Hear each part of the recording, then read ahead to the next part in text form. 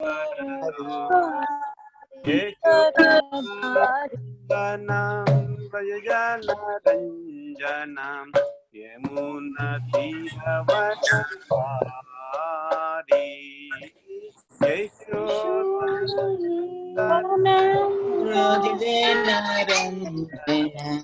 यमुनातीरवनचारी राधा माधव कुंज बिहारी गोपीजन वल्लभ गिरिवरधारी जय राधा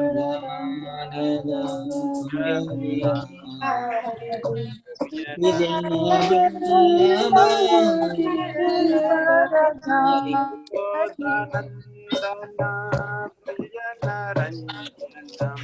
यमुना तीरवनचारी यशोदनंदनम व्रजनरंजनम यमुना तीरवनचारी हरे कृष्णा कृष्णा कृष्णा हरे हरे हरे राम राम राम हरे हरे हरे कृष्णा कृष्णा कृष्णा हरे राम राम हरे हरे हरे कृष्णा कृष्णा हरे हरे हरे राम राम राम हरे हरे हरे कृष्णा कृष्णा कृष्णा हरे हरे हरे राम राम हरे हरे प्रभु पदाय प्रभु पदाय प्रभु पदाय जय प्रभु पदा जय प्रभु पदा जय प्रभु पदा जय प्रभु पदा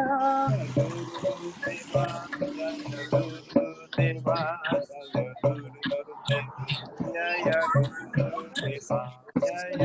गुरुदेवा जय गुरुदेवा गुरुदेवा जय गुरुदेवा हरि बोल हरि बोल हरि बोल निताय गौर हरि बोल निताय गौर हरि बोल हरि बोल हरि बोल नित्य गौर हरि बोल हरि बोल हरि बोल हरि बोल हरि बोल हरि बोल हरि बोल हरि बोल।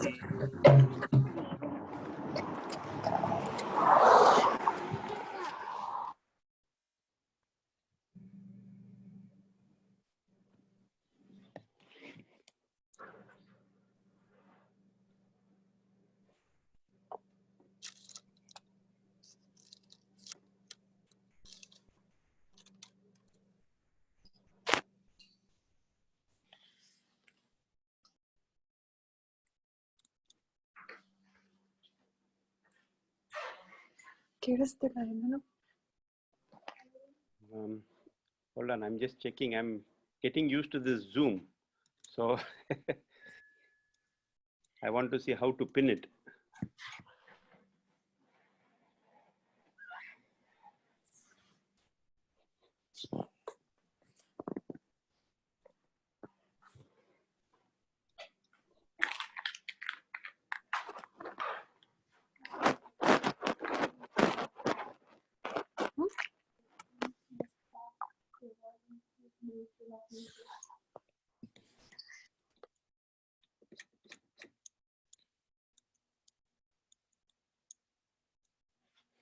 Okay, thank you very much.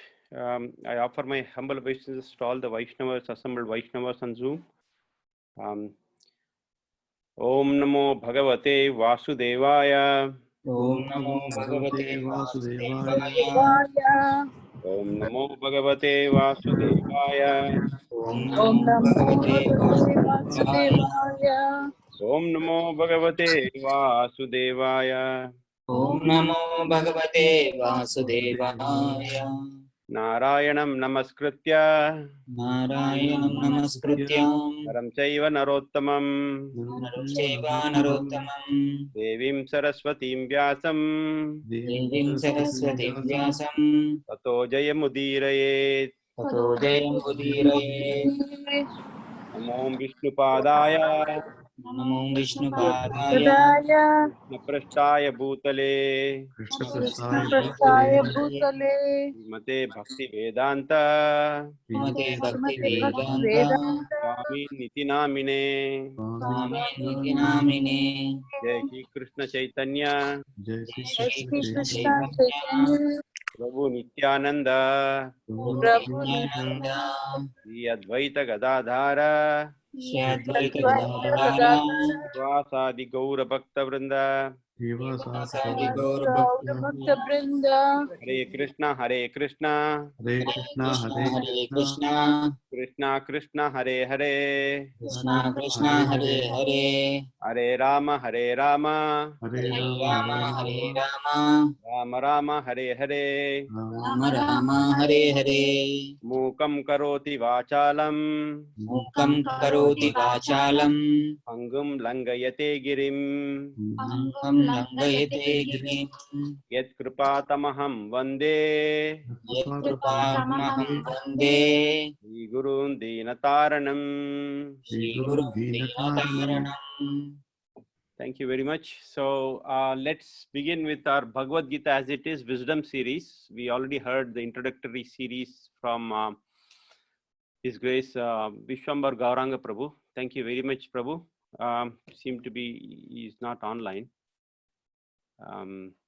So again, so we had a very brief background about all the Vedas, the scriptures from him. So today we will learn the first chapter of Bhagavad Gita as it is. So many of you know about Bhagavad Gita and chapter 1. So I would like to take a step back in this a little bit, giving some background about Bhagavad Gita, how Bhagavad Gita is very important in our life. You know, it is not a ordinary book. It is not just like any other book where you just read and then complete the book. So this is a practical application. So when we read this book and when we implement, as I always say, one has to be like a businessman, right? You remember that? Shiva Prabhu, at your place, we had this nice discussion. So we will make it very interactive. Okay, so everyone you can unmute. You don't have to mute. Yep. So I will point at people, so don't feel offended. Okay, we are our family members, so don't feel offended. It's a discussion. Okay, it's not one person talking and others are just listening. Okay, so if everyone can even show your video, that will be really great. If you can, please. Okay.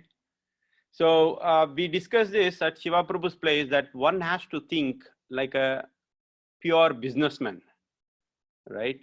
So what does a businessman do?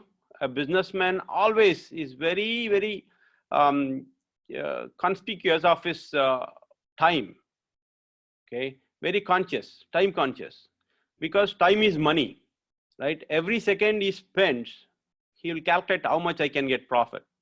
So that is a pure businessman. So similarly, we have to think as we are sadhakas in the spiritual life, we have to be very conscious of our time, what we spend. That is what most of the scriptures even tell that. And we discussed about this sloka, Ayur Harati Vaipumsa Udyan Astamcha Yennasau Tasyarte Yakshanonita Uttama Sloka Vartaya. So we did that. You know, so every sunset and every sunrise, a non-devotee will lose one day life. Okay, he is near one day near to death, but a devotee is one day closer to Krishna. So that is the difference between a devotee and non-devotee. So the time is very, very precious for us. So now in this satsang, we'll be spending about 1.5 hours. Somebody is coming in, Meda Mataji. So we'll be spending about 1.5 hours in this satsang. So we have to utilize this time so that at the end of the day and the end of this session, we will see what we can take home. Because one may ask this question. So we have been in this satsang, we have been following these spiritual processes for past more than a decade, but still we are reading Bhagavad Gita. Why we are still reading Bhagavad Gita? We have to get into Bhagavatam, then Chaitanya Charitamrita, and then all the higher philosophical books. So one may ask this question, Prabhuji, we are reading this again and again, chapter 1, Dharmakshetre, Kurukshetre, same thing reading and again. I have heard this many times. So for this, now once Srila Prabhupada disciple asked Srila Prabhupada the same question. He asked, Srila Prabhupada, we have been hearing this lecture about Bhagavad Gita, reading the same verses, same purport, and we are chanting for many years. Why are we doing the same thing again and again? So Srila Prabhupada explains that he asked the same disciple that, have you come out of the bodily concept? He says, no. Then you have to daily hear. So we have to hear this until our death, not only until our death. Even after we get another birth, we still have to hear this Bhagavad Gita. So Bhagavad Gita is so very important that we have to keep hearing. Even though it is repetitive, still, even though Krishna spoke Bhagavad Gita in about 48 minutes to Arjuna in the battlefield, many scholars, many jnanis, they are struggling very hard to understand all these 700 slokas. Okay, even now, after spending many decades, many yugas probably. So it is very difficult to understand, not only understand and implement. So that is where, we are into. We are into mostly practices, how we can practice this Bhagavad Gita in our daily life, how Bhagavad Gita can affect us. So we'll do that. We'll take in a systematic manner, study this Bhagavad Gita chapter to chapter, verse to verse, and then see how it relates to our life and how we can implement it and what changes can we get in our life. Okay, so that is why we want to keep it very interactive. So I may ask one question to everyone. So we have been hearing about Bhagavad Gita for many years, correct? So normally we end up not reading chapter 1 because chapter 1 is most unread chapter. That is the feeling which I have and others have also probably, I guess. So when do you think Krishna started to speak in Bhagavad Gita? At what point, or I would say at what verse? When did he actually speak? Can anyone answer? Shiva Prabhu. 2.3 Prabhuji. 2.3. Okay, anyone else? 2.2. Saujanya Mataji. Yes, Prabhuji. Okay. Prabhuji, 2.2, Prabhuji. 2.2. Okay, very nice. Any other answer?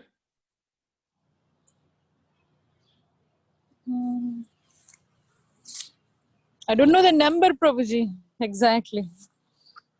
Okay. So is it first chapter? No, not first chapter. It's in second chapter. Sanjay Prabhu.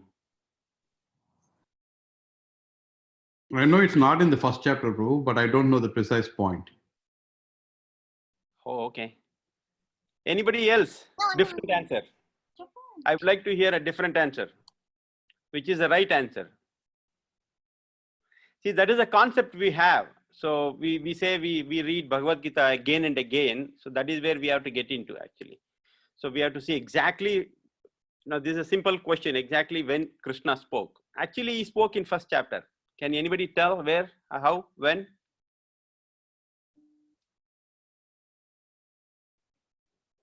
Vrishabhanu Prabhu.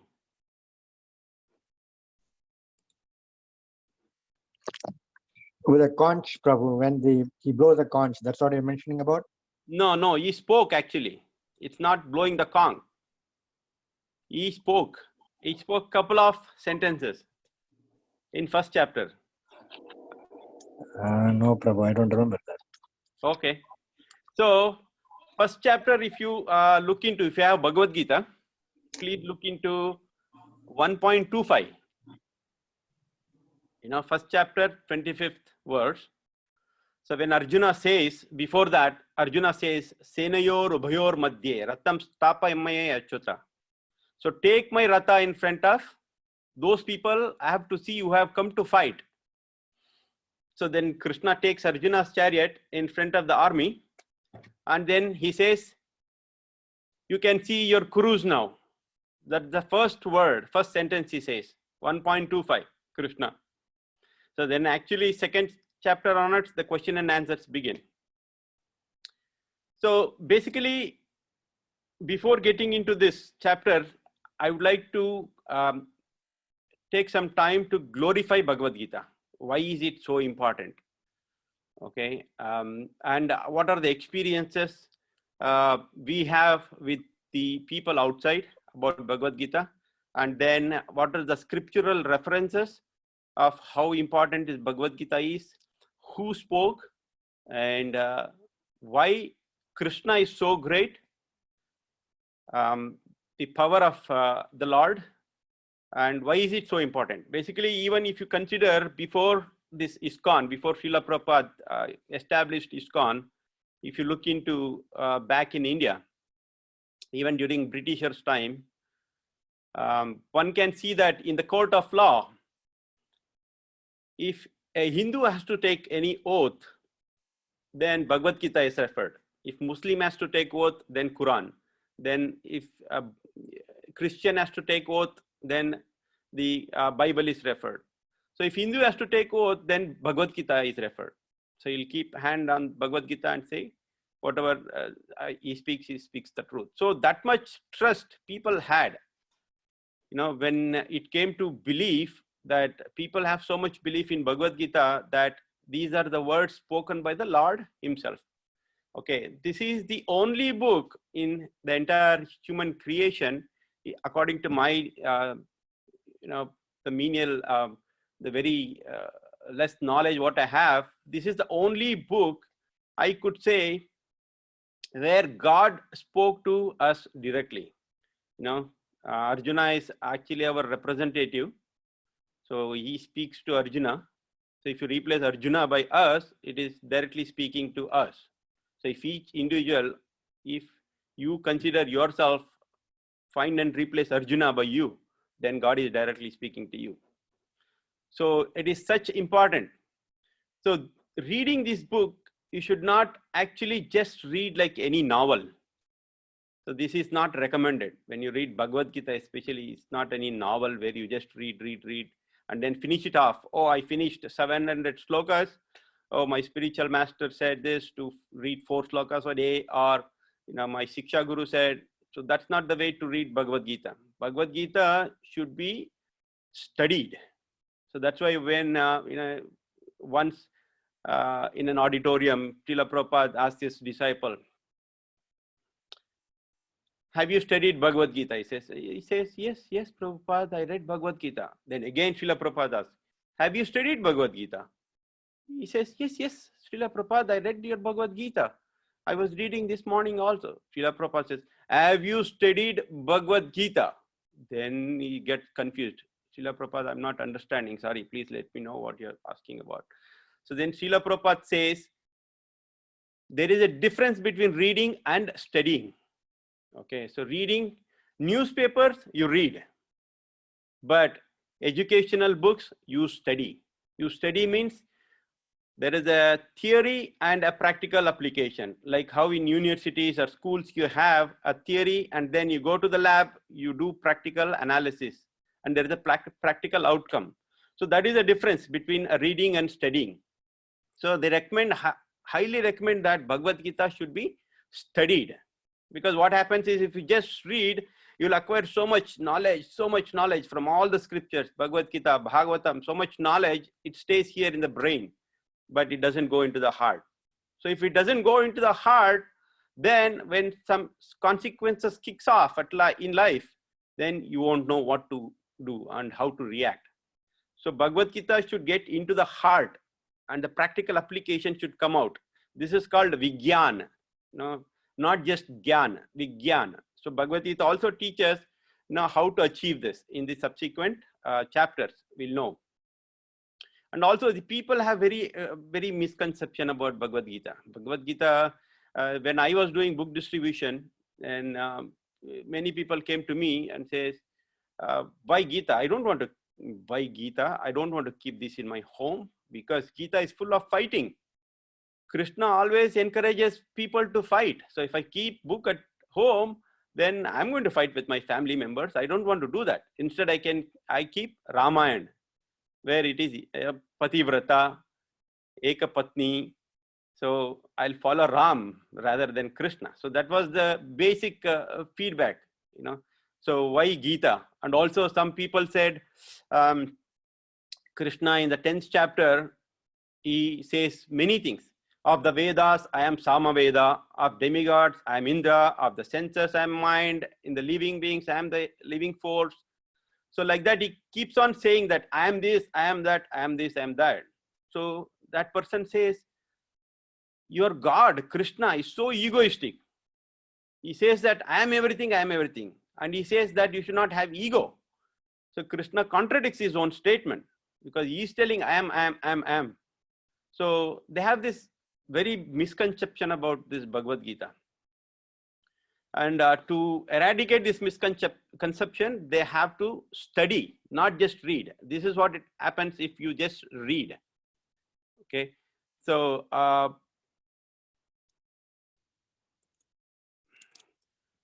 and this is the one book which gives solution to all your problems. All your problems is, we all know that we have basic 4 problems. And also you should understand what actually the problem is. Problem is, a real problem in life is, which is common to all. It has to have 3 characteristics. Okay, a real problem is, it should be common to all, whether it's Indian, American, African, white body, black body, doesn't matter. So the real problem is, it should be common to all. And it should have characteristic like no one wants it. So I don't want a problem and you don't want a problem. No one wants it. Third is, no one can avoid it. So if these are the characteristics, then that problem is said to be a real problem. Not that, oh, Prabhu, I don't have like $10, I have to buy this chocolate. I don't have $10. Oh, I have a real problem. No, that is not a problem. That is all relative problems. So the real problem is, you should have these 3 characteristics, that it should be common to all, no one wants it, and no one can avoid it. Okay, what are these problems? Can anyone define?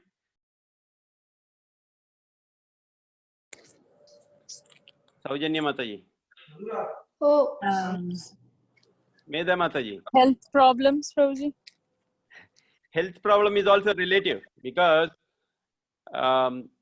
if you are diabetic, you cannot eat sweet, but the other person can eat sweet who is non-diabetic. So the same sweet will become poison to other person. So one man's food is poison to other man. old age, It is relative. old age, Yes, Madhura Mataji. old age, Old age, very good. Birth, old age, and disease. Birth, old age, disease, and death. You can remember like this, you know, your body, right? BODY. Birth, old age, disease, and Y for Yamaraja, death. So can you remember this? BODY. We are this body, consider, right? We always consider we are this body. So birth, old age, disease, and Yamaraja. Okay, body. So these are basic 4, what do you call, 4 things which is common for all, no one wants it, and no one can avoid it. Along with this, there is another Adibhotika, Adidaivika, Adhyatmika problems. So for all these 7 problems, Bhagavad Gita has the solution. Okay, so it not only deals with these the solutions of these problems, but also anything you say, whether it's related to politics, related to finance, related to health, related to relationship, everything. This Bhagavad Gita is one book where you can find solution. Suppose say one is financially doomed and then he's going through a very rough time in his life. Then what should you do? Then Bhagavad Gita. Open Bhagavad Gita and read. Then that person will feel as though Krishna is speaking to him to solve his problems directly. So again, and if you repeat reading Bhagavad Gita again and again, studying actually, if I say reading, studying Bhagavad Gita again and again, you feel, you understand new things. Okay, if you read 10 times, then 11th time when you read, then 11th time you understand a different thing and you understand more. So that is a realization. So we have to study, we have to apply. So that is the way we have to go about. So now, who is the leader of Bhagavad Gita? Who is the master? Bhagavad Gita, we say Bhagavad Gita is song of God, right? But song of God means God should start the episode, right? Here, who is starting the episode here in Bhagavad Gita? Sanjay, Dhritarashtra. Dhritarashtra. Dhritarashtra Uvacha. The first verse is Dhritarashtra Uvacha. So Dhritarashtra is starting the episode in Bhagavad Gita. So how can that happen? So did Vyasadeva wrote it wrong, or so Vyasadeva didn't realize because it's song of God, then it should be from Krishna. It should start from Krishna, who is the leader, right? But it started with Dhritarashtra because we all know Dhritarashtra is blind. He is blind spiritually, also materially. So that means it indicates that we, when we study this Bhagavad Gita, so we are also blind in this material world. We are attached to this material consciousness so much, and spiritually also we are blind. So that is why this book, Bhagavad Gita, is very much needed for us. So that is another thing. The leader in this Bhagavad Gita is Lord Krishna. So we'll see how Lord Krishna is so important and why people have so much trust. As I said, they refer in the court also, why they have so much trust in Krishna. They are referring Bhagavad Gita.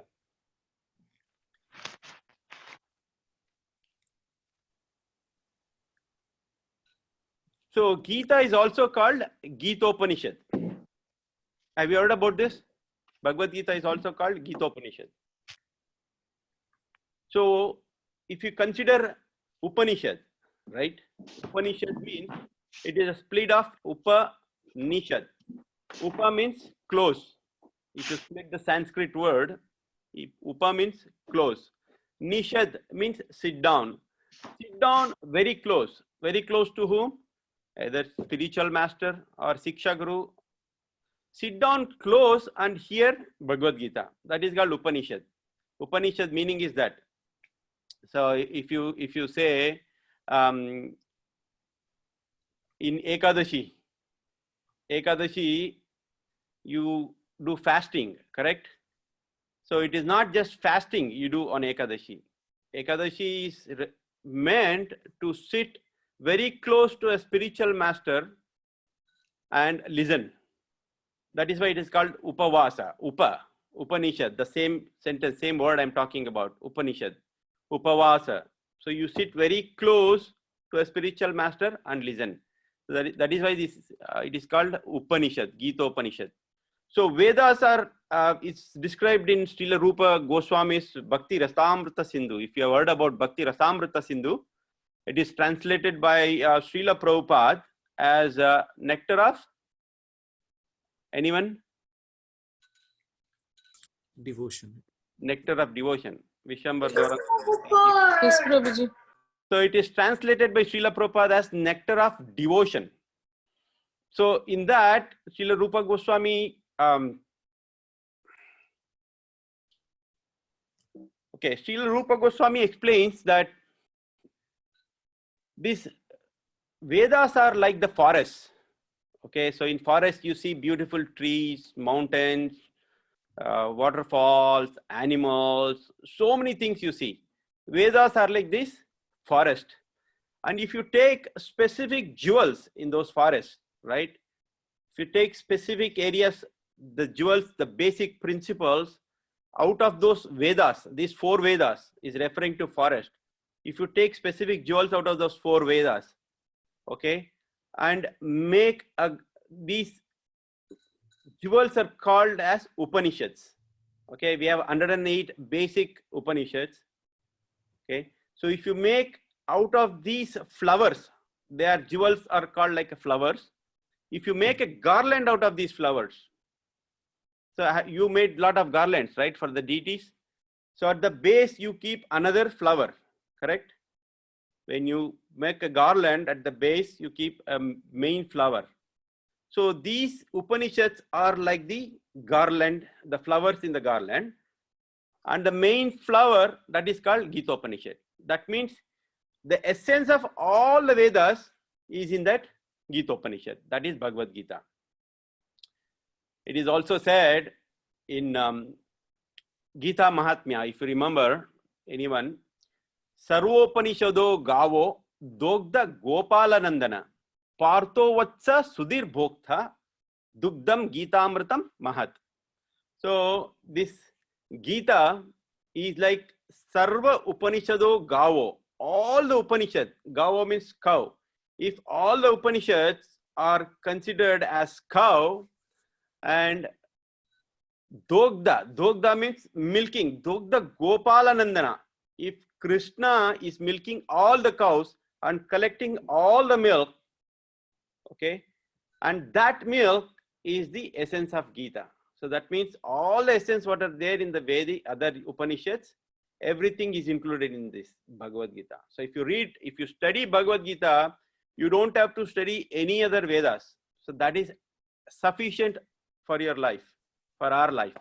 So in one of the verses, upcoming verses also, in one of the chapters, Krishna says, you already know this, Sarvahaschaham Ridisan Nivishto Matta Smritir Gnanam Apohanam Cha Vedaischa Sarvar Ahameva Vedya Vedanta Krit Vedavityeva Chaham. So that means Vedanta Krit Ahameva Vedya. So that means if you know this Veda, the Bhagavad Gita, you know everything. And everything, to know all these Veda is to know Krishna. So this Bhagavad Gita is so very important. And how, according to Padma Purana also, these Vedas are called Apaurusheya. Apaurusheya means it is transcendental. It is not any man-made. It came out of Mahavishnu. When Mahavishnu breathes, all the Vedas came out. Okay. So Mahavishnu, as again in Bhakti Rasamrita Sindhu, it is mentioned Mahavishnu has unlimited qualities, but out of these 60 qualities are main. 60 main qualities he has. So, but Krishna, who is the source of all incarnations. So again, people have this misconception that Krishna is the incarnation of Vishnu. No, Krishna is the source of all incarnations, including Vishnu. So Krishna has 4 qualities more compared to Vishnu. So that is why Krishna is great. He is the source of all sources. Even in Brahma Samhita, you know Brahma Samhita, right?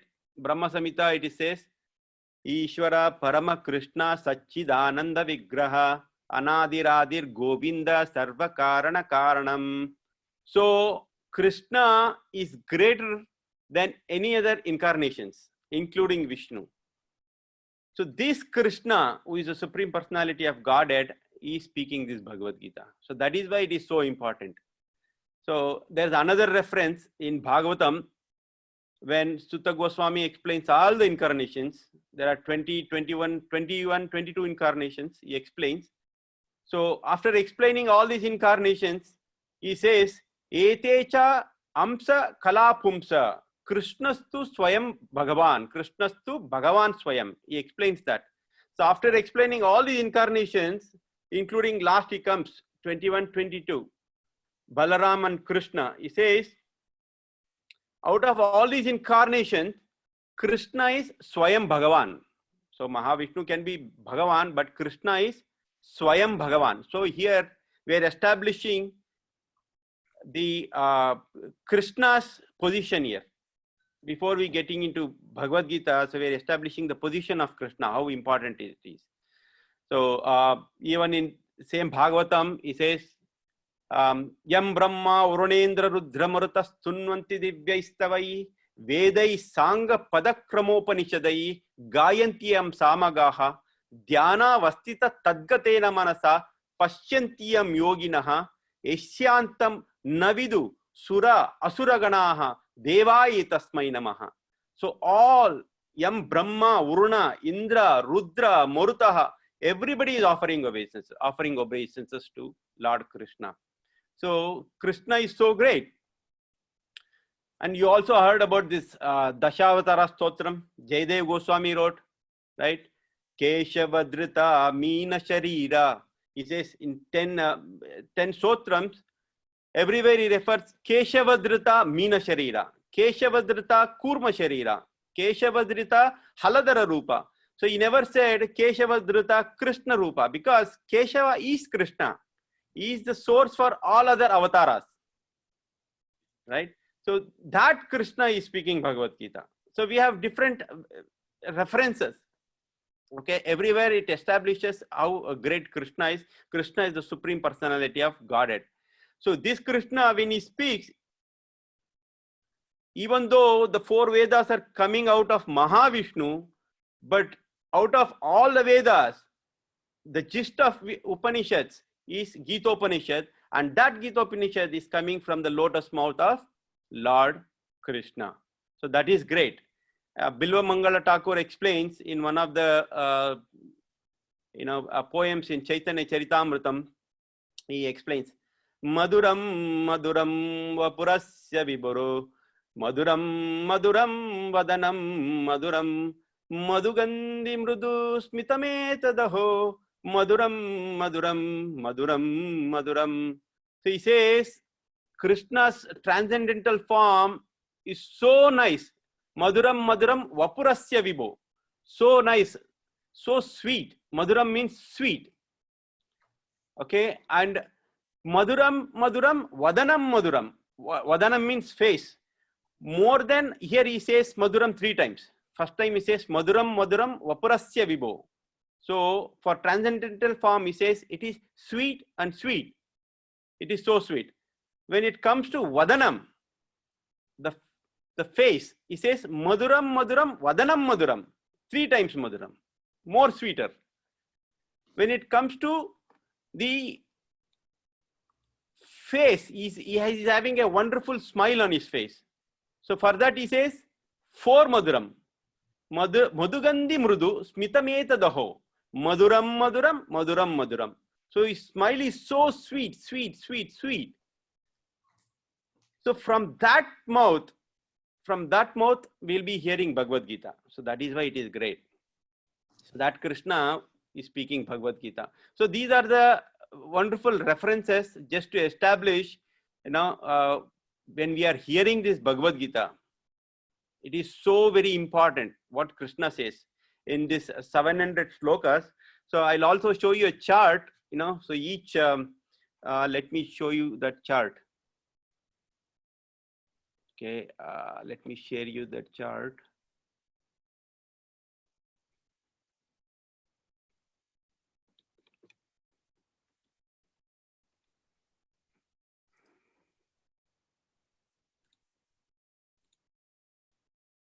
Share screen.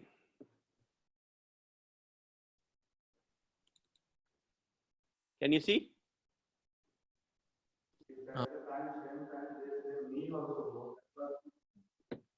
Can everyone see the screen? Yes, Prabhuji, we are able to. Okay, great. So this is just a numbers. That's all. You don't have to memorize.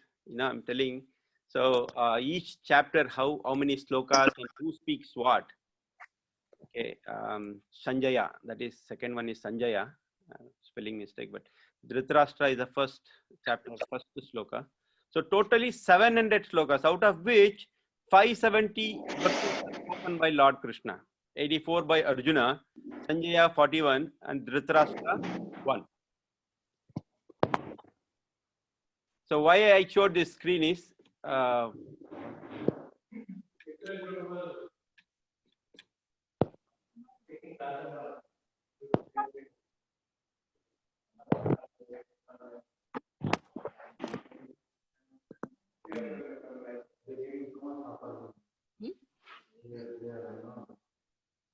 Okay, so coming back, Bhagavad Gita is so very important. That is why I'm saying, and also again in Gita Mahatmya it is referred, Eko Shastram Devaki Putra Gita. Have you heard this verse? If at all you have to refer any scripture, right? Eko Shastram Devaki Putra Gitam. Who is Devaki Putra? Krishna. And Krishna is speaking this Bhagavad Gita. So if you have to refer any scripture, this Bhagavad Gita, one book is sufficient. Eko Shastram Devaki Putra Gitam. Eko Devo Devaki Putra Eva. So if you have to consider who is God, is Eko Devo. Who is that? Devaki Putra Eva. Eko Shastram Devaki Putra Gitam. Eko Devo Devaki Putra Eva.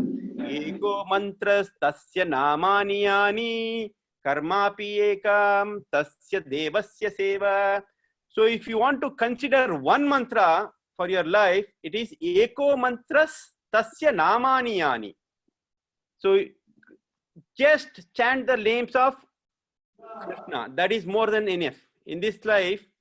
So you need one scripture and one God and one mantra. That is what we chant. We chant Maha Mantra. Hare Krishna, Krishna Krishna, Hare Hare. Hare Rama, Rama Rama, Hare Hare. So this is the prescribed mantra for this Kali Yuga. Okay, so one mantra, one God, and one Shastram. One Shastram is Bhagavad Gita. Karmapi Ekam Tasya Devasya Seva. So if you want to do one work, do the service of Lord. So that is what in Gita Mahatmya it is very wonderfully explained. Eko Shastram Devaki Putra Gitam. You have to memorize this. This is very important.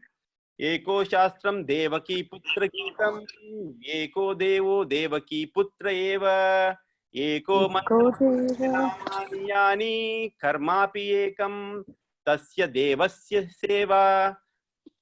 So Krishna, we are establishing the importance of Lord Krishna here, and the importance of Bhagavad Gita, because it is coming from Lord Krishna himself. Yes, Swayam Padmanabhasya Mukha Padma Vinishvita. So it is coming directly from Padmanabha. Okay, so that is why it is very important. There are many other references in scriptures. We also heard, we also studied this when one of our classes when I was giving.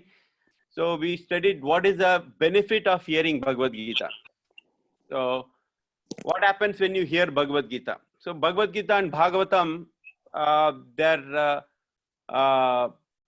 they are the scriptures for Kali Yuga. Okay, so Bhagavad Gita, when you hear Yatra Gita Vicharascha. So whenever we do Vichara about Bhagavad Gita, not only Vichar, Patanam, Patanam Tata, Modate Tatra Sri Krishno Bhagavan Radhaya Saha. Yatra Gita Vicharasya Patanam Patanam Tata, Modate Tatra Sri Krishno Bhagavan Radhaya Saha. So wherever there is a discussion about this Bhagavad Gita, not only discussion, Patanam Patanam Tata. So deep study, analysis, contemplation, practical application, wherever it happens. Modate Tatra Sri Krishna. Modate means ecstasy. Who will be there? Sri Krishna Bhagavan Radhaya Saha. Not only Sri Krishna along with Radha. Both come there. So right now we are discussing about Bhagavad Gita. So Krishna and Radha is here. That is the guarantee what scriptures is telling. So we have to just discuss 24/7 about Krishna and what Krishna spoke in Bhagavad Gita. That Shastram is enough. Eko Shastram Devaki Putra Gitam. That is enough. Because Krishna is Swayam Bhagavan. We established that also. Parashar Muni says, defines the quality of Bhagavan. You all know that. If anybody can tell, if you know, please, Vardhan Prabhu, Vikrambar Gauranga Prabhu. the qualities of Bhagavan. Why do we call Krishna Bhagavan? Okay. Hare Yes, go ahead. Yeah, six qualities, Prabhuji. So one full of knowledge, full of health and renunciation, 3 qualities, and full of strength, 4.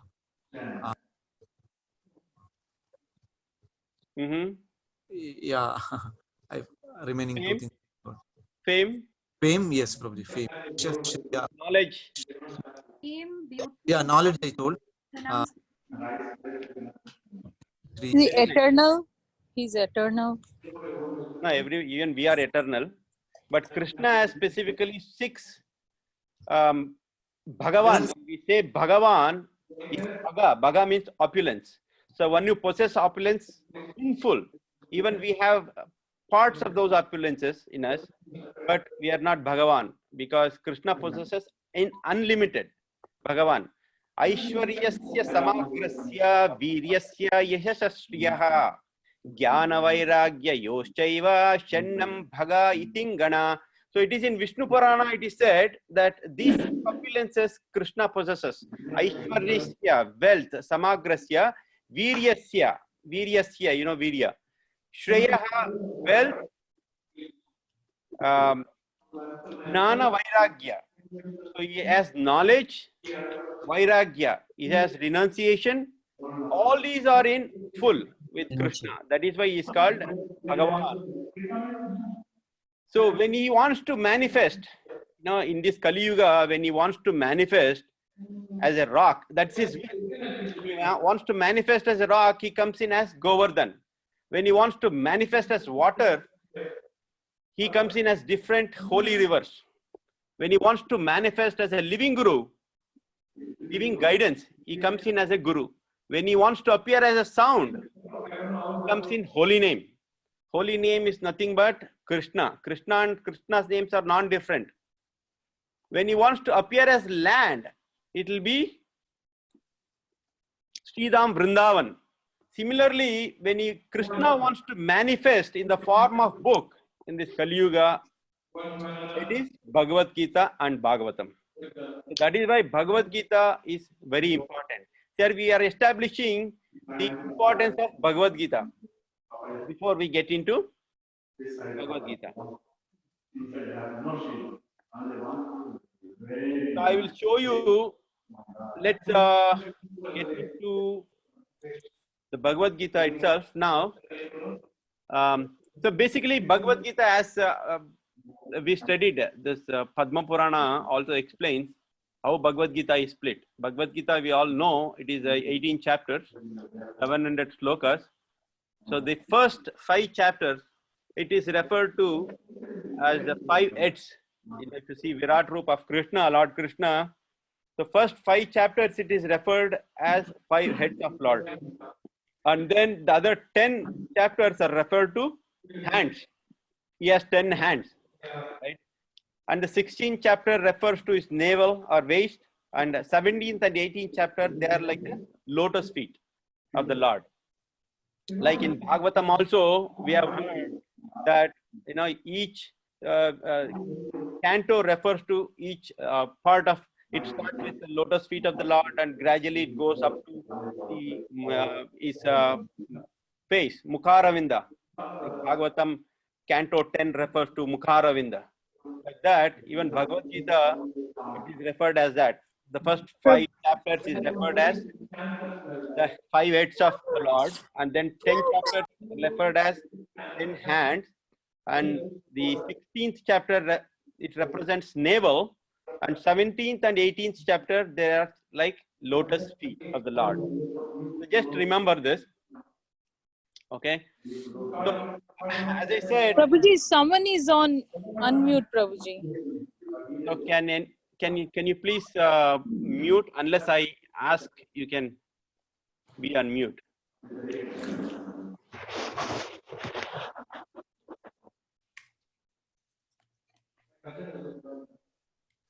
Okay, thank you very much. So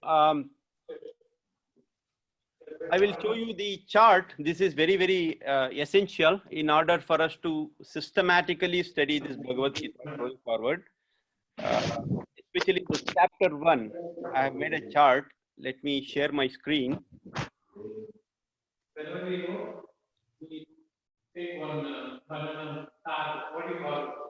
I think somebody is speaking. Can you please be on mute?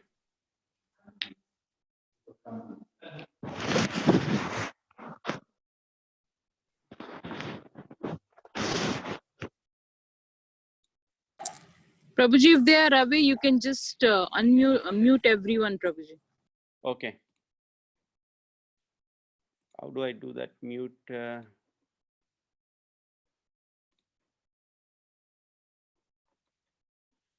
Now it's okay, Prabhuji. So background noise, it's not coming. Okay. Okay. I can unmute everyone, right? There is an option. I don't know. I'm just getting used to this Zoom. Okay. So anyways, I'll share the screen. We don't want to waste much time.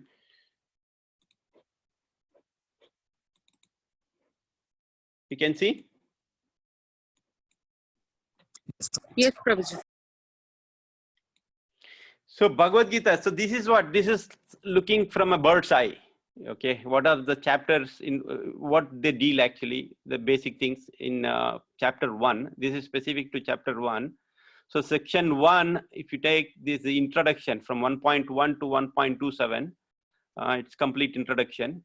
And in that it is split as we'll be dealing with the preparation of war. You know, so preparation of war, and then the 1.12 to 1.20, it shows the signs of victory of Pandavas.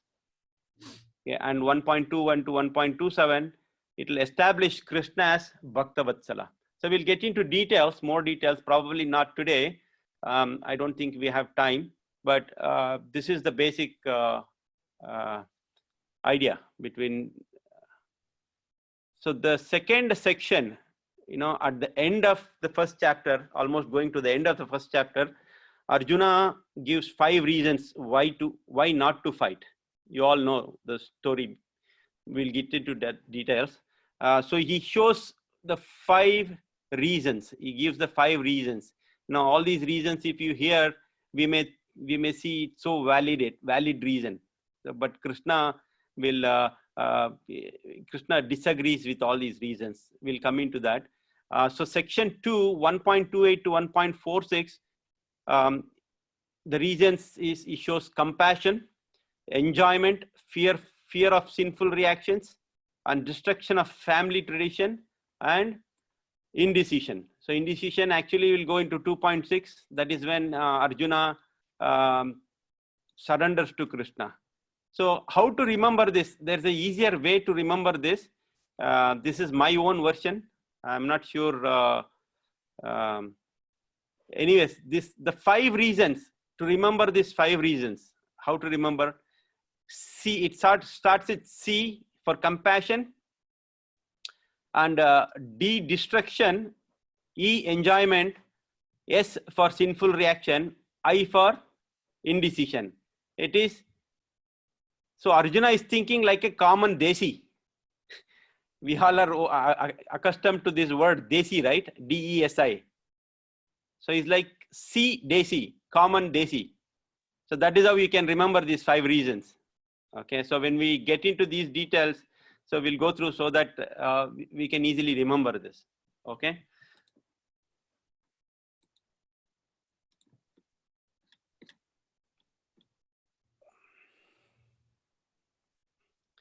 So we'll come to the first. So if everyone has Bhagavad Gita, or if you know the sloka, you can just repeat it. Sloka number 1. Dhritarashtra uvacha Rashtra Uvacha dharmakshetre kurukshetre Karmakshetra Kurukshetre samaveta yuyutsava Samveta Yuyutsava mamaka pandavaschaiva kimma kurvata sanjaya. Kurvata Sanjaya. So can anyone repeat that?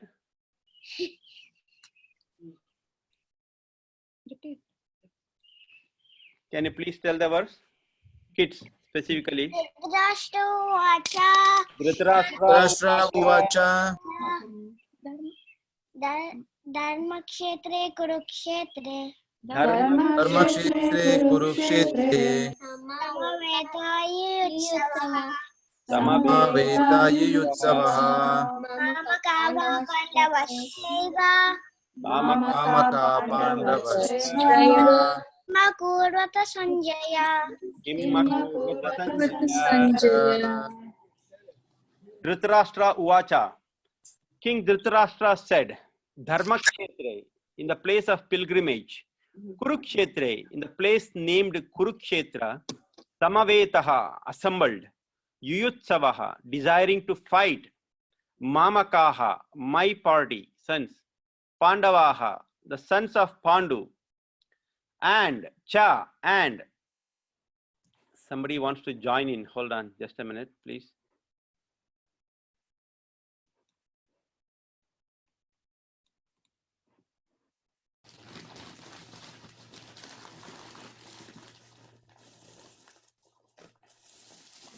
So Cha and Eva, certainly. Kim, what?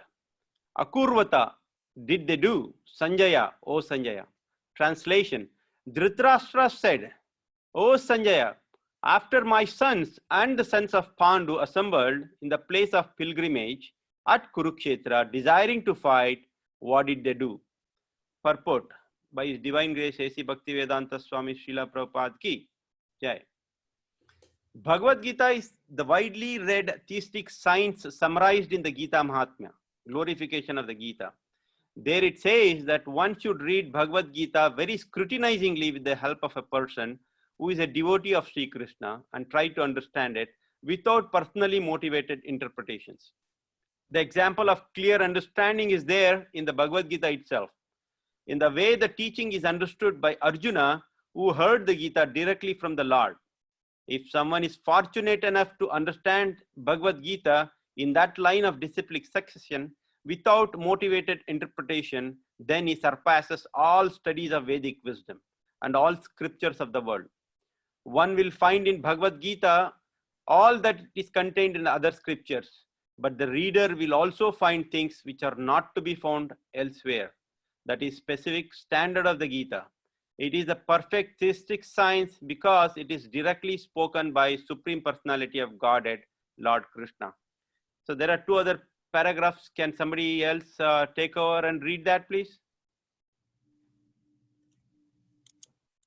Are you going to put it on the screen, Prabhuji? I can share. Yeah, sorry. Oh.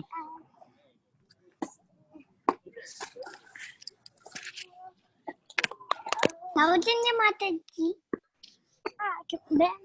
Yes, Suhrut, you can read. You can see, right? Yes, Prabhuji, we can see. Suhrut, you can read. That's fine.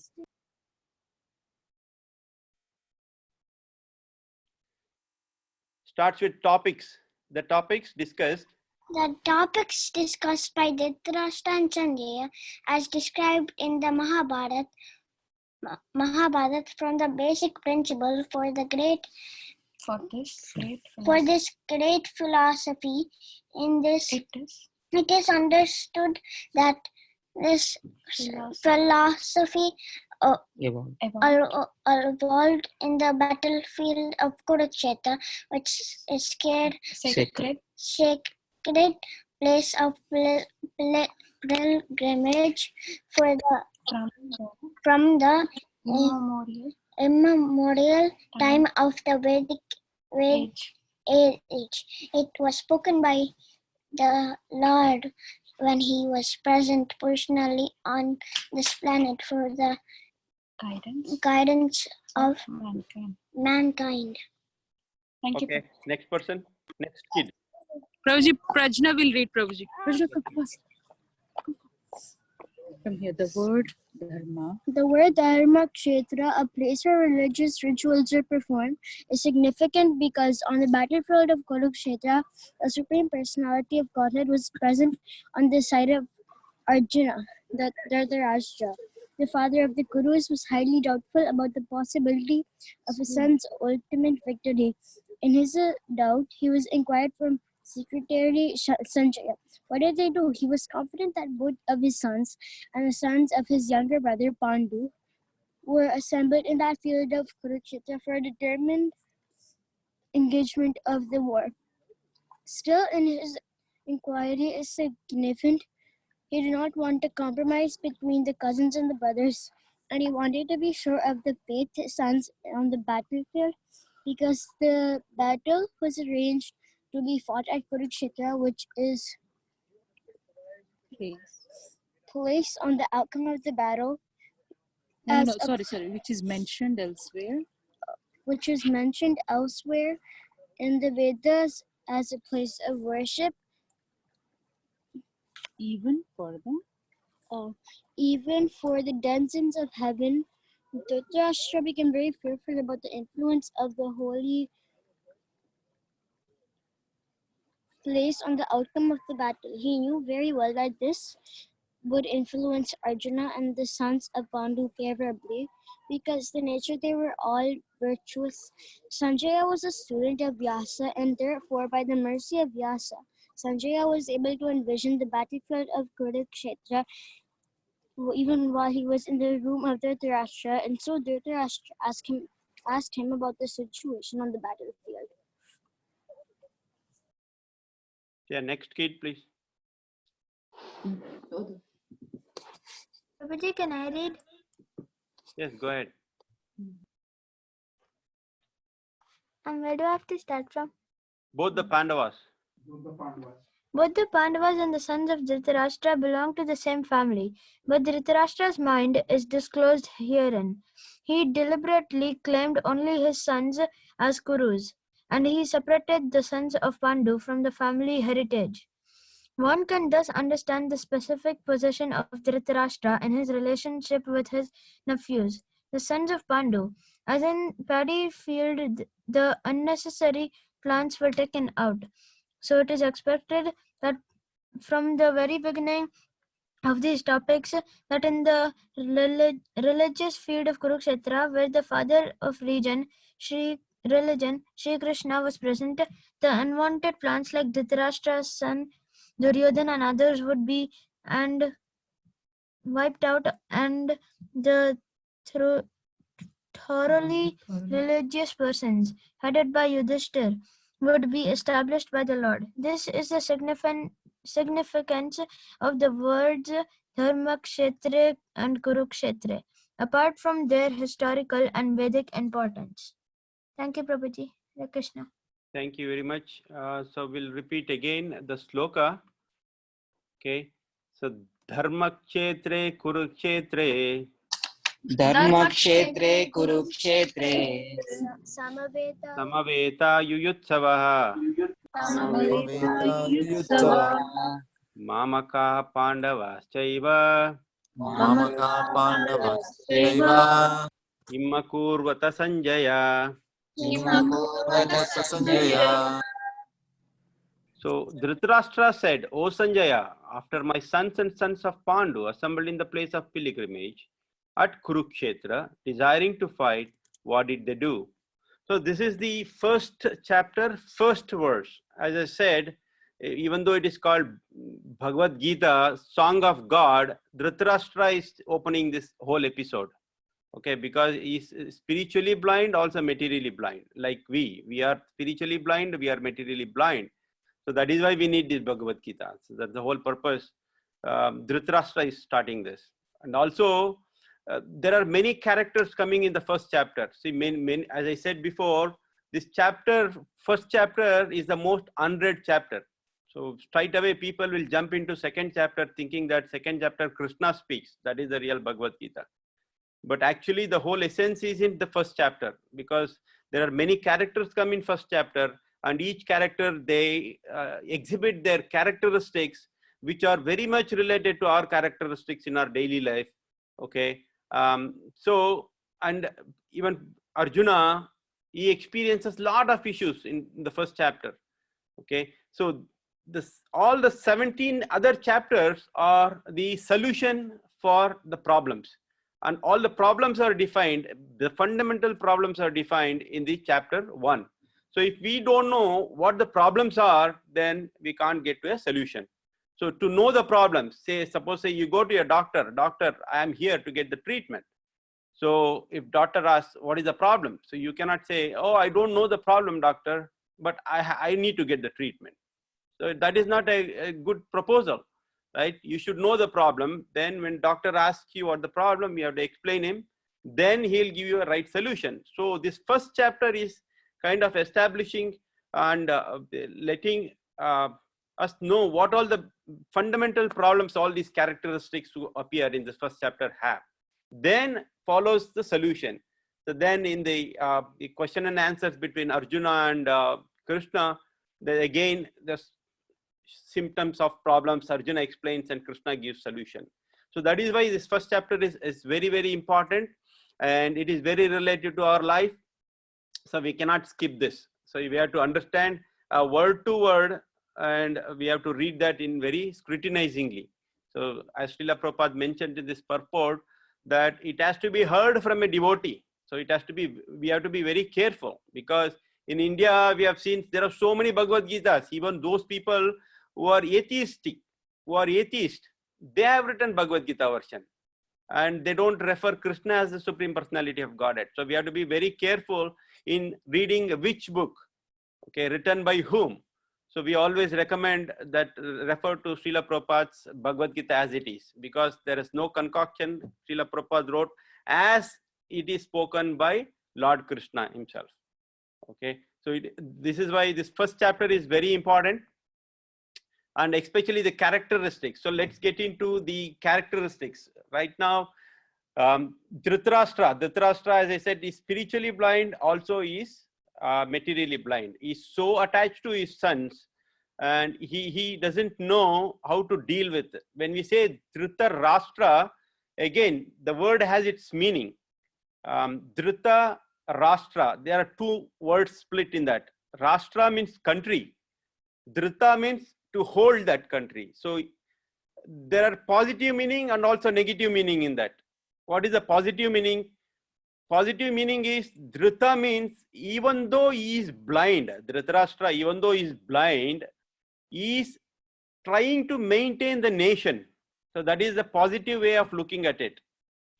Trying to maintain the nation and then sustain the nation for the benefit of the subjects. So if you look at negative connotation, that Dhritarashtra is materially blind, also spiritually blind. Although he is blind, he is still holding on to that nation, thinking that he has to be the king. Okay, even if he is not capable of managing the kingdom, still he wants to rule that. So Dhritarashtra, so name signifies, most of the names which comes here in Bhagavad Gita or in any other scriptures, they befit the characteristics of that person. It's not like, in our mundane world, we have some name called Chintu, Pintu, all that. So they won't have any meaning. So just to say, one of my friend, his name was Chandrasekhar. So he didn't like that Chandrasekhar name. He changed it to Chan. So Chan does not have any meaning. But most of our names have some meaning to it. But these those who come in the scriptures, they befit the characteristics. Their name befits the characteristics. Like Keshava. Keshava is killer of demon Keshi. So Krishna has many names. All the names has some meaning. Similarly, Dhritarashtra. Dhritarashtra has two meanings. We just learned that. So similarly, Dhritarashtra, he named his son Duryodhana. Okay, Duryodhana also comes into this picture in first chapter. Duryodhana means, Duryodhana again has two meanings. Duryodhana means a bad fighter. Dur is a bad. Yodhana is a fighter. Duryodhana means a bad fighter.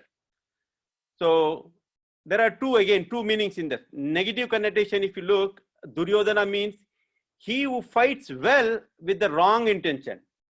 He's a Yodhi, he's a Yodha, he's a fighter, but Dur, with a wrong intention, which is what happening in Bhagavad Gita, the first chapter. So this is the negative connotation. If you look into positive connotation, that he is the one who fights well and is very difficult to fight with. Dur is also called very difficult. So Duryodhana has again two meanings.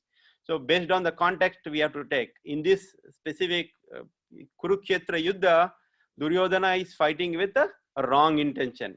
So Duryodhana's brother, again, his name is Dushasan. Shasana means discipline. Dushasana means who does not have any discipline. That is one meaning, Dushasana. So it can be looked into positively also. Dushasana means he who can discipline anyone. He has that capability. That is called Dushasan. So here we are dealing with different characteristics. Then Yudhishthira will come. Yudhishthira also has a different meaning. Yuddha is in a war. Yuddhi is warfare, where the battle happens. And Sthira means stable. Sthira means steady. His mind is steady. So what does that mean? So in the battlefield, you all know there is always agitation, right? There's a fighting going on. There's killing. There is a bloodshed. Somebody chops off hand, leg, head. Animals will be killed. People will be killed. So much things, so much agitation, continuous from day till evening. So this agitation, if you refer back to our life, we also go through this so much agitation every day, day in and out. So this world is like a battlefield. We go through that. So we get so much disturbed by all these things. But Yudhishthira is a person who is sthira in all these consequences. In any consequence you take, whether he gets praised or he gets criticized, he gets acknowledged or not, he gets respect or not, doesn't matter. Yudhishthira is a person where he is steady, is stable. So this represents for us to build up our characteristics, which can reflect Yudhishthira's characteristics. So that is why these names are very, very, very important. So I remember once His Holiness Radhanath Swami Maharaj, he says this wonderful sentence, right? The greatness of a person can be estimated by his ability to tolerate provoking situations, right? So in normal situations, we are all cool. We don't get disturbed. But if somebody provokes you, touches your ego, immediately, like a volcano, we erupt, right? So that is when we have to be steady. That is when we have to control our mind and intelligence. So that is what Yudhishthir means. So all these names, they befit their characteristics. So why this is very important to us? Many of the characteristics, the negative characteristics, what these people have, we all have that. And we have to come out of that, and we have to, in our real life, we have to exhibit the positive characteristics. That is why it is important. That is why this first chapter is very important, because we read so many characteristics, their consciousness, their mentality, starting with Dhritarashtra, we get to know so many things. So Sanjaya, Dhritarashtra as Sanjaya, right? Sanjaya is another character here, is wonderful character. What do you mean Sanjaya? Sanjaya. San means Samyak Rupena. That means complete. Jaya means victory. So he's completely victorious. Always. Sanjaya. He's a disciple of Vyasadeva. He has very good boon, benediction from Vyasadeva, that wherever he is, he can see the entire scene. Entire world he can see in his mind, like a 70 mm TV or 100 mm, whatever. That, like a TV, we see cricket match happening in India. Here we see that match, right? Similarly, Sanjaya can visualize the entire battlefield in his mind, and he can explain it to Dhritarashtra. So Sanjaya had that benediction from his spiritual master, Vyasadeva. So Sam means Samyak Rupena, complete. Jaya means victorious, right? Like in the arithmetic, you also know the mathematics, you say sum, S-U-M, sum, right? Sum means total, complete. So Sankirtan, when you say Sankirtan, Kirtan means glorifying the Lord. Sankirtan means completely glorifying the Lord. That is why we call it Sankirtan. So these names are very important. So when you take, so Jaya, I said victory, right? In Sanskrit, Ya if you split that word ja and ya, jaya, ya represents number, sorry, ya represents number 1 and ja represents number 8. So this 18, jaya, 18, is very, very important, very significant in Vedic mathematics also. So here we'll get into little numerology just to get the importance of that number.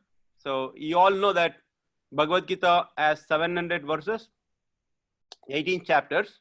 So there 18 comes, right? This is the significance of 18. Then we know there are 18 Puranas. How many verses in Bhagavatam? Haribol, anyone? 18,000. 18,000 verses. Wonderful. So the battle is happening between two armies. So how many Akshoini Senas they have? 8, Prabhuji. 8 Akshoini Senas. No. Total how many have? They have, between Kauravas and Pandavas. Pandavas has 7 Akshoini Senas and Kauravas has 11. 11. Total 18. Right? So this is just a numerology. That's all. You don't have to remember. And each Akshoini Senas, again, if you take Akshoini Senas, it is one army which constitutes of elephants, chariots, horses, and soldiers. Right? This is called one Akshoini Sena.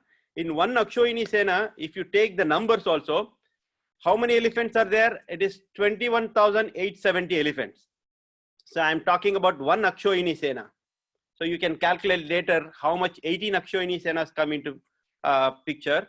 How many people were fighting? Okay, this was the greatest fight in the history of mankind. Okay, so you can calculate how many. So I'm talking about one Akshoini Sena. One Akshoini Sena is 21,870 elephants. So you can take this ratio. Elephants, chariots, horses, and soldiers. 1:1:3:5. So what does that mean? When I say elephants, it is 21,870 elephants were in that battle in one Akshoini Senas. So similarly, there are 21,870 chariots. Then 1:3 is the horses. Horses were 65,610 horses. And then if you multiply that by 5 times, it is 1,09,350 soldiers. So why I'm telling these numbers is, even if you take that elephant, it is 21,870 elephants, right? If you calculate that, if you sum it up, it will come to 18. Okay, so the total numbers, including all elephants, chariots, horses, and soldiers, the total number will come to 2,18,700. So when you calculate, sum it up, it comes to 18. So 18 is very significant. And there are, if you take Mahabharata, how many parvas are there in Mahabharata? 18. 18 parvas. How many days Kurukshetra took place? For how many days? 18. 18. Very nice. So even if you take ourselves, like if you take ourselves, we are constituted. We have 18 limbs, not limbs in the sense I'm talking about the things which constitute us. Like we have 5 knowledge acquiring senses. You know knowledge acquiring senses, right? Eyes, ears, nose, then tongue, and then skin. So these are 5 working senses in our body. I'm talking about our body. 5 working senses, 5 knowledge acquiring senses. Then there are 5 working senses like hands, legs. So similarly, there are 5 working senses, then 5 knowledge acquiring senses. It is called Gyanendriya and Karmendriyas. Okay. Then there are subtle body. We know that there is a subtle body inside which constitute of mind, intelligence, and false ego. There are 3 things, 3 items. Then there are 3 qualities in us. What is that? Sattvas, tamas, and rajas. Mode of goodness, mode of passion, and mode of ignorance. These are the 3 modes. So how much it came to? 5 karmendriyas, 5 gyanendriyas, 3 subtle body, 13, and 3 qualities, Sattva, Rajas, and Tamas, 16. One soul are independent. We are Jivas, solo, and then one super soul. So total it is 18, right? So this 18 is very important. So why? It's just a numerology. That's all. You don't have to remember that. So even if you take mundane world, even in India, nowadays it has changed, but previously it used to be like one has to be 18 years old to vote in the election. One has to be 18 years, especially the girls should be 18 years to get married. So 18 years, 18 number is very, very significant. Okay, so coming back to the Sanjaya, so that is how we went into. Coming back to Sanjaya, Sanjaya is completely victorious because he is a Vyasa Prasadat, is a disciple of Vyasadeva. And Vyasadeva, even that name Vyasa is very important. Vishwambar Gauranga Prabhu also explained in his introductory classes about Vyasadeva, how Vyasadeva has impacted our life very much. So this Vyasa is not a name actually. Vyasa is Vyasate iti Vyasaha. That means, if you know in Hindi, you call this word Vistaran. Actually in Sanskrit also it is there, Vistaran. Vistaran means one who expands, one who compiles all these Vedas. So he is called Vyasadeva. Are you there? Hello? I lost the connection. Okay, sorry. I got a message that I lost connection. That is We can hear you, Prabhuji. okay, sorry. So, right, this Sanjaya, we are talking about Sanjaya, right? So it has, the Vyasadeva has different meanings. Okay, so one of the main thing, Vyasa is the Vistaran, one who compiles, one who expands the Vedas, which he did. So that is why he's called Vyasadeva. For this particular Manvantara, the Vyasa is called Krishna Dvaipayana Vyasa.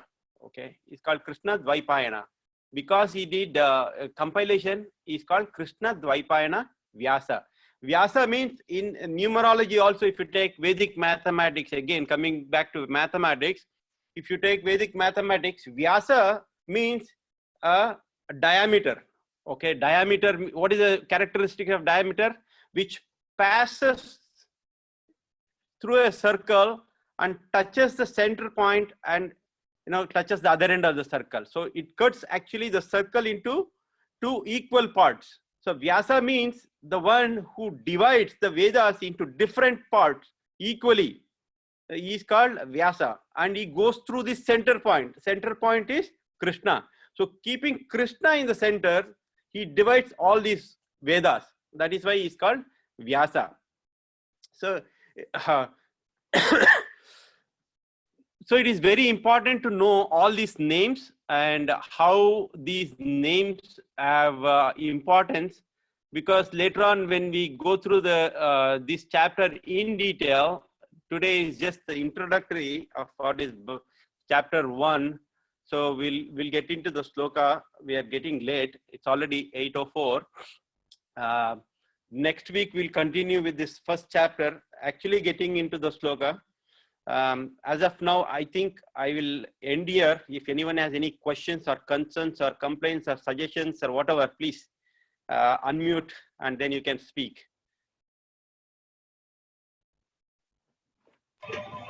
Prabhuji, what is the difference between Jnana and Vijnana? What is the difference between Jnana and Vijnana? That is a very good question. So, 1 minute, Mataji, somebody is pinging.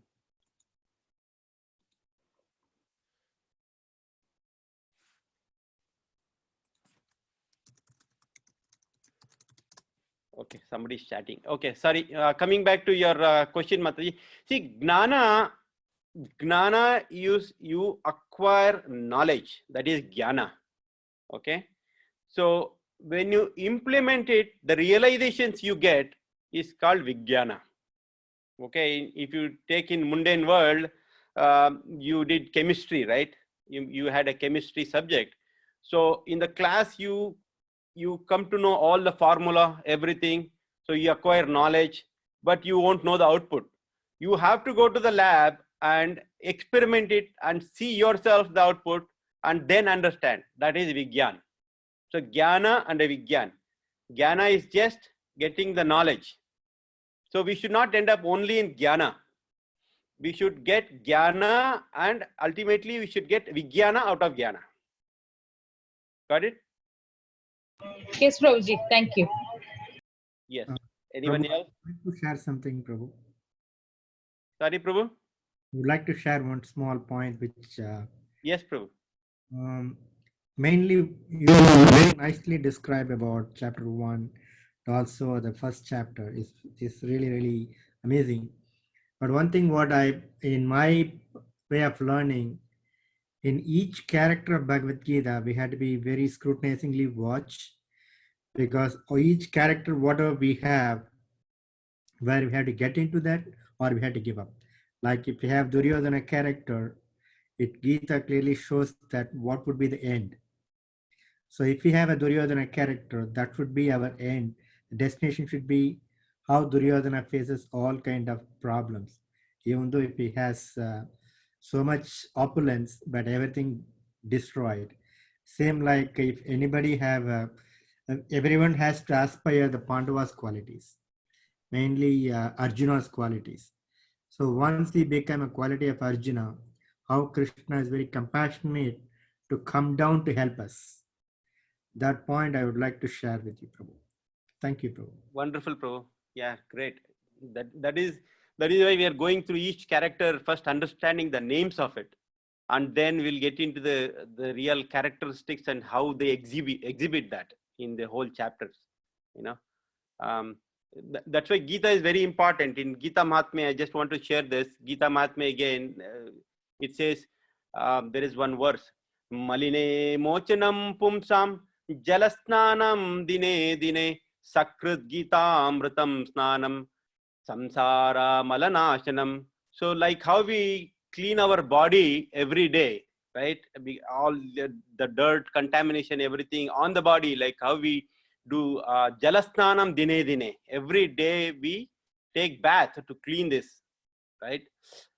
So likewise, Sakrid means even once, if you read Sakrid Gita Amritam Snanam, if you take bath of this Gita Amritam, it is the nectar of this Bhagavad Gita, even if you take once, Samsara Malanashanam means you will get away from all this material repetition of this birth and death, right? The repetitive cycle of birth and death, there won't be any of these repetition. So it says samsara malanashanam, right? So this is a nice verse in Gita Mahatmya. Yeah, go ahead, Prabhu. Anybody else?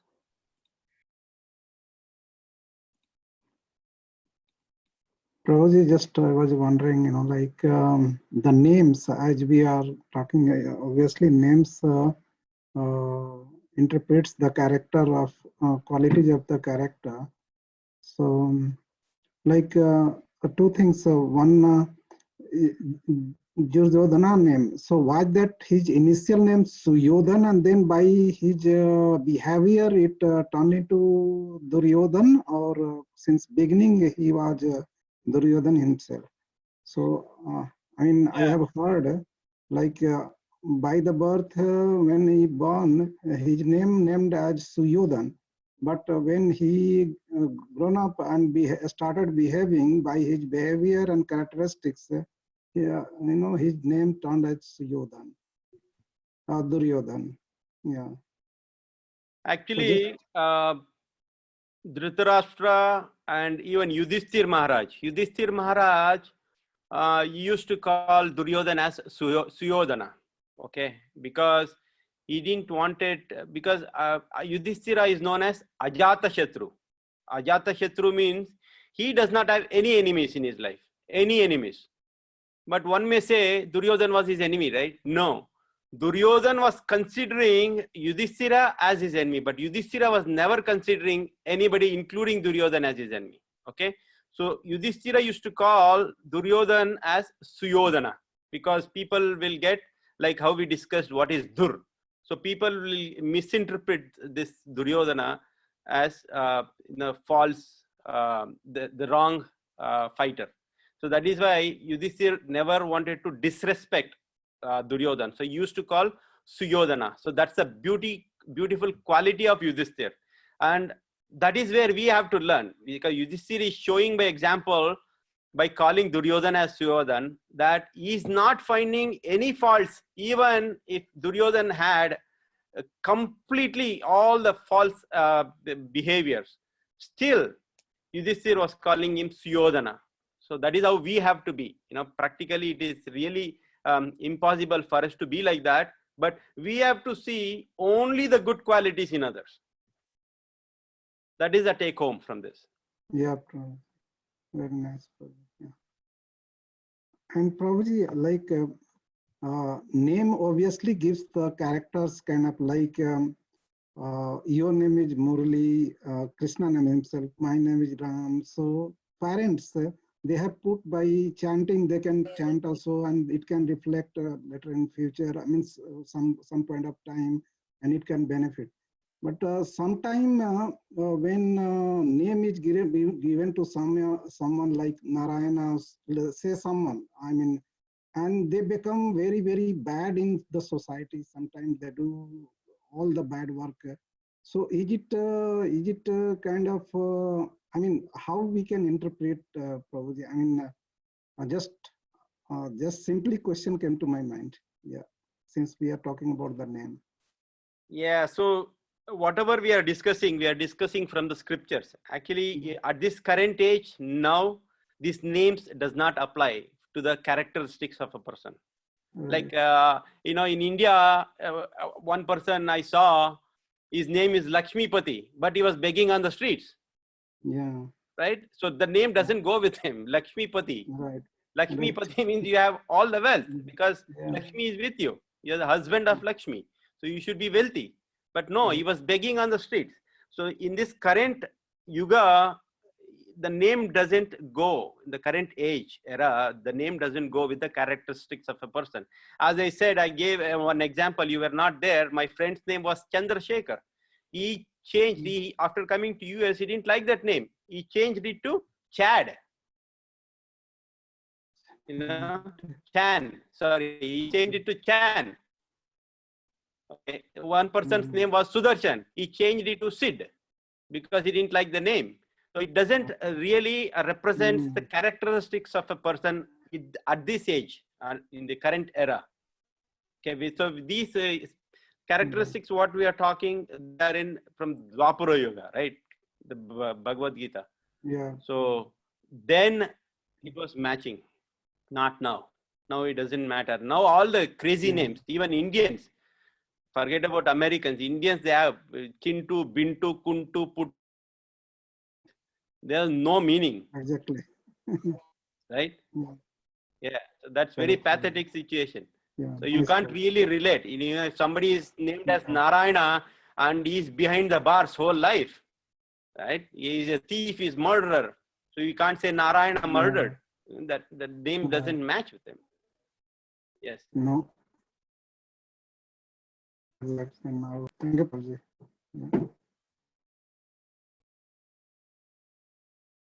Yes, Prabhu. Anybody else wants to share?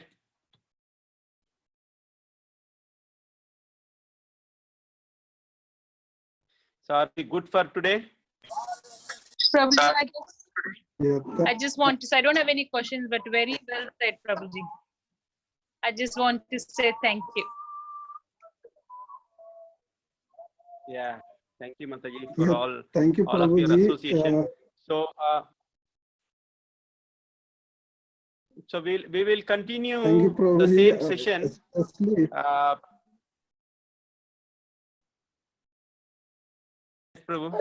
Especially the names here, I have even noted down.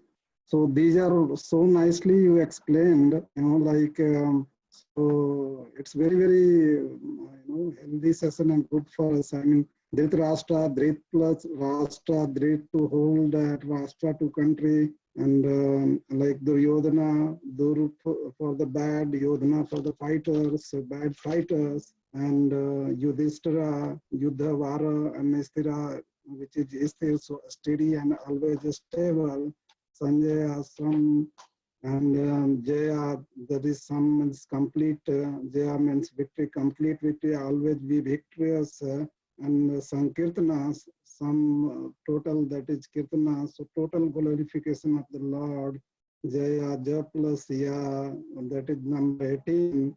And so it's nice, Prabhuji, you know, like very, very useful session, and it's very, very good, Prabhuji. Thank you so much. Yeah, Prabhuji. Yes, So, so Prabhuji, when we get missed a into few details, portion, like I would like to. Yeah. Hare Krishna. sorry, Prabhu, I'm not able to hear you. I said we missed a few portions, so if we can have the Yeah, more we will details, cover it. As yeah. and when we'll come. See, right now Yeah. it is the first chapter. We'll see what are the first chapter who all came. You know, Right. we'll talk about them, and later on, when some names come up, we will talk about their names and their qualities and how is that going to affect us and what is the take home. So I would Yeah. like to ask a question about to everyone here. So what do you feel like? What is the take home from today's session? Because we discussed that, right? The time we have to behave like a businessman, that every time what we utilize should not be wasted. Today, whatever time we have put in, so we have to take home something and we have to try to implement that in our daily life. So we'll try to implement. So that is Vigyan. Saujanya Mata Right. asked that question. So what is the take home? If you can please share in one sentence, and we'll end this call in another 5 minutes. Can you please share what is the take home from this session? For me, take home, Prabhuji, like, the problems. We should know first the problem. What is the problem? So if we know the problem, we can work for the solution. So this first chapter is the problems, all the problems told here, and then going forward in the 2nd to 18, another 17 chapter, the solution will be provided. Krishna will be telling to Arjuna and to Sanjaya and to others. So take home as a, if we know the problem, we can find for the solution, we can fix the solution. Wonderful. Yeah, thank you. Thank you. Thank you very much. Anybody else? Prabhuji, Bhagavad Gita has answers for everything. Great. Good. Thank you, Mataji. Anyone else?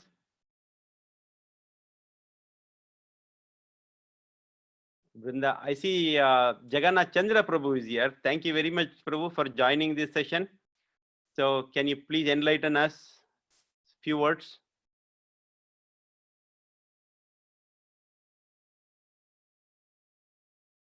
Jagannath Chandra Prabhu.